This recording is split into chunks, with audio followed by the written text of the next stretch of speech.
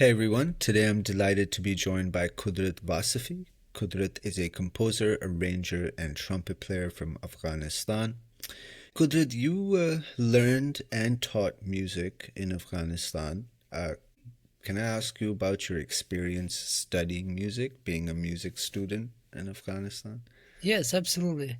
I think growing up and being able to go to the music school and learn music or study music was such an amazing experience that I think every kid um, would have hoped for. Although nothing was perfect, nothing is actually perfect. Things were not even close to perfect. But as kids and teenagers, we really enjoyed, and we need to understand that in a country that were in war for a couple of decades, and then you have a music school for the first time after 40 years. So just to clarify that this was not the first music school, but it was a great experience as a kid, as a teenager, and it was just we had so much fun going to the music school, and even as a teacher, I should say it was even more interesting to me. I really loved teaching, although at the beginning it was a little bit stressful, but you could see that the hope and the positivity that the music would bring into the faces and eyes of these young kids whom some of them were labor kids and would work on the streets after school. I had a great student, and she was always on top of her class. I think she was 10 years old, something. Her and her younger sister, they both were working. They were selling flowers, selling pens, um, because they lost their dad into one of the bomb blasts in Afghanistan. So just to see that how music could bring hope and change their day, although they were still doing the same thing, going back to work after school. But just to see how music was an important part of their life, how much they would enjoy it, how much they would enjoy singing in the choir, and just being around music and instruments and see like these different and beautiful instruments and sounds. It was just an amazing experience for me. Yeah, and can you tell us a bit about what the average day as a music student looked like? What activities were involved? Well, you said it was a lot of fun. So the reason as I said it was a lot of fun was because our life was so different than a ordinary kid. Although all of us were ordinary too. Like I don't mean it in a special way. Yeah, yeah. But we would go to school from 7. Like our school would start from 8, and we would be there until 3 or 4. So 8 to 3, we had all these classes, and the classes were a mix of academic classes and music ensemble and private lessons. Um, so the entire day we were busy with studying and involved with music and ensembles. So I think that was a kind of a very unique thing. Um, Also, this was one of the few schools in the country that boys and girls they could attend the same in the same classroom. So in that sense, it was also progressive, and also was the only music school in the country. So in a way, it was special. Um, the education, especially music, was very good. We had great teachers from foreign teachers and local Afghan teachers who were great. Um, yeah, so we would do like orchestra, ensemble music, and we would do Afghan and Western music. And then what was really fascinating was to see the mix of instruments and styles and traditions from Afghan traditions to the Indian classical music, to the Western classical music, and then in the orchestra, everyone would come together to play or rehearse Afghan arrangements of Afghan music, traditional music, and pop music from 70s. So it was just a wonderful experience. Yeah. And how did you get the opportunity to teach then? And just this is the Afghan National Institute of Music, yes? Yes, the Afghanistan National Institute of Music. I think it was kind of very surprising to me, because when I graduated, me and four of my classmates, out of among many others who left the country for either for high school or for college. So by the time we were graduating, we were only four. And to be honest, I was also planning to leave and go study abroad.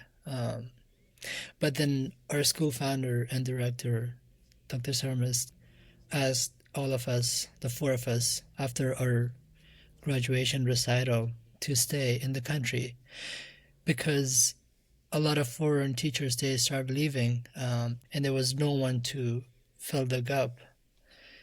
And plus, I think Afghans were in a place who could handle and who could take over. But just was basically to fill the gap. And I remember when they put me in the charge of choir, I think that was the most stressful thing for me, because I loved singing as a kid, but I was not really into singing. And I have a soft voice, and standing among 40 students, Yeah. different ages from grade 4 to up until high school. And that was a very unique experience. And I was also trying to be a different teacher. Somehow, in some ways, to tell students that I am one of you, and I'm Afghan, and we can understand each other better. But also, from in a way different from the way we were taught, and we were seen by our teachers. So I would try to be as nice as possible and be a friend with students, which in our countries that's not a case. Like most, it's the relationship between student and teacher has to be very strict, and like there's a hierarchy in that too. Like if a teacher is older, you need to talk to them in a certain way. But I had this amazing experience of I made a really good relationship or bond with these kids. Like the moment that I would enter the music school, although I don't claim that I was the best teacher, but somehow I think I found a way to earn their trust.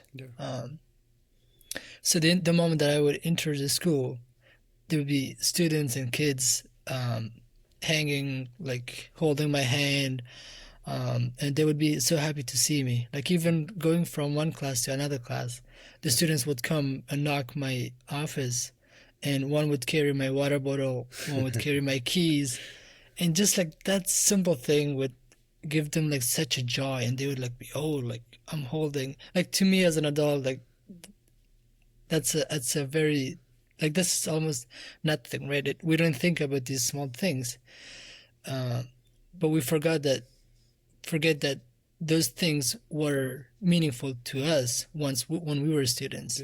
To be involved, or to be to be recognized, acknowledged by our teacher. So that that experience of from walking from my office to the classrooms was just amazing, to see how these kids would come. And it also, I think, shows the love that they had for music, and just for studying, and they were really hungry. It was just amazing. Beautiful.